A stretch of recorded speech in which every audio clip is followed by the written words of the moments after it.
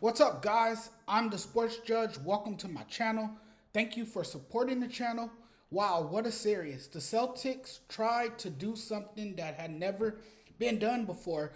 This was a team that sunk deep in a massive hole, a reality masked by inconsistencies, shooting woes, and sloppy play. The Celtics would somehow climb out of the depths of despair and nearly survived a 7 game series only to fall short to the Miami Heat.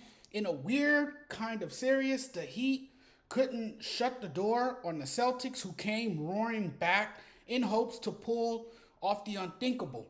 The Heat needed 7 games. Can you believe that? 7 games to defeat the Celtics.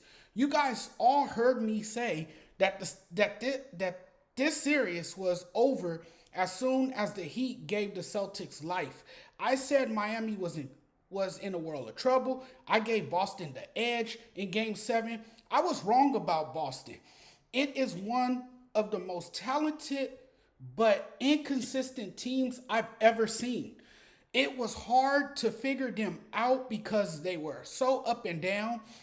And for much of this series, the Celtics played with your emotions. I went for the home team in game 7 because the Celtics were riding this green wave of momentum. They were at home in front of a ruckish crowd. The place was going to be electric, and I wasn't too sure if the Heat would be able to weather the storm after giving the Celtics numerous opportunities to get back in this series. After a lackluster and embarrassing game 3, the Celtics stuck together. They fought back. They came back. It was a different Celtics team in game 4. They turned things around quickly. They made it a series. They made things interesting.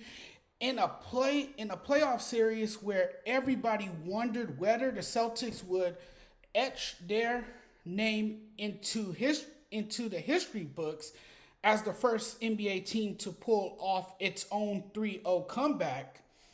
A magic run ended in disappointing fashion just 2 days after Derek White etched his name in Boston sports lore for his iconic moment, scoring on a stunning putback at the buzzer to send the Celtics to game 7.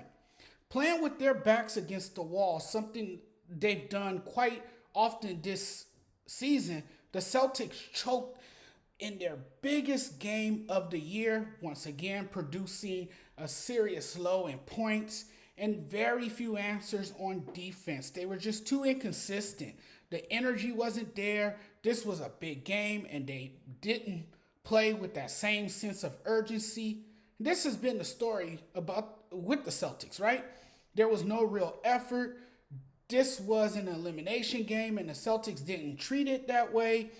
A few years back, I thought it was fair to compare Jason Tatum to Kobe Bryant. In a way, he has lived up to that moniker.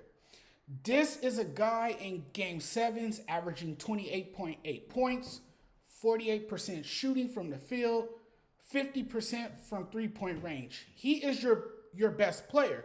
And to not have him playing at 100% and shooting the ball efficiently because of a rolled ankle, it limits what your team can do. He makes things go. So Tatum hurting his ankle on the first play of the game was bad news for the Celtics. There was a snowball effect to Tatum's injury. For one, it sucked the life out of the building. It put a lot of pressure on Jaylen Brown, who had his moments in this series, but he obviously lacks the tools to complement Tatum. He is not a great defender. He is not a playmaker. He's inconsistent. You can put the ball in his hands in the fourth quarter because you can't put the ball in his hands in the fourth quarter because he's not a reliable scorer. They struggled plenty in the first quarter offensively. They didn't move the ball, failed to run off the ball. Their season low in scoring led to a season-ending loss. This season is a clear disappointment for the Celtics. Monday night could have been one of the best nights for the Celtics organization. Instead, It was an epic failure for a team that had hope to get back to the finals to take care of unfinished business. And on paper, the Celtics were the deeper team with a solid bench.